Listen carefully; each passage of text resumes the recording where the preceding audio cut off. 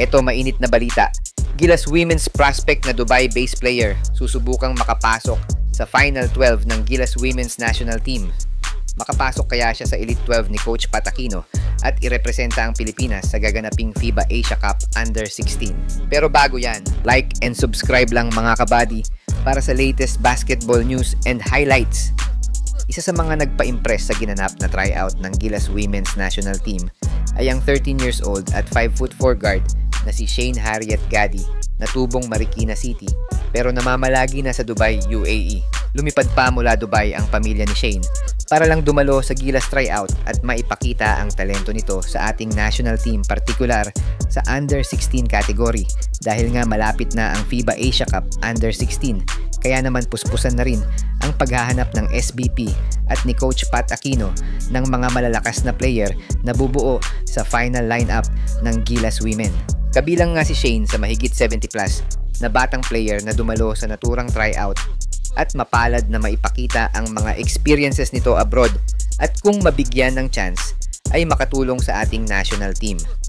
Kabilang sa posisyon na kayang laruin ni Shane ay ang pagiging floor general to shooting guard position na makikita nga sa kanyang video highlights, and I think kailangan ng ating Under-16 national team para mag-run ng mga plays ng Gilas. Kasalukuyang nag-aaral si Shane sa Capital School sa Dubai kung saan niya na ipapamalas ang kanyang talento sa larong basketball.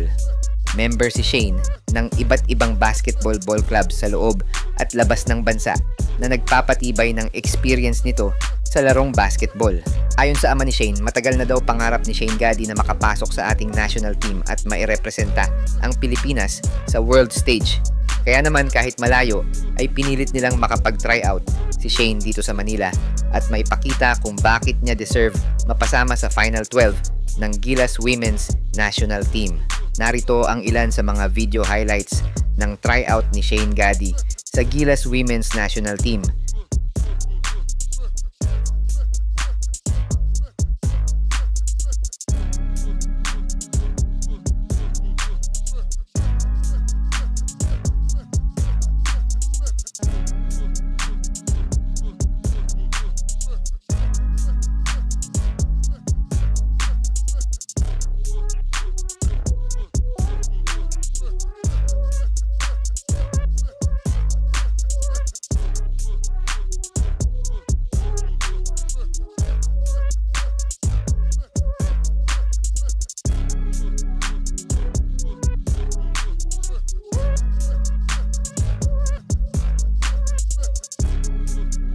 Ayon sa source ay wala pang opisyal na Final 12 ang SBP at Gilas sa ngayon dahil nagsasagawa pa sila ng final training sa mga napiling batang Gilas members. Subscribe lang dito sa aking channel para sa mga latest Gilas news and prospects.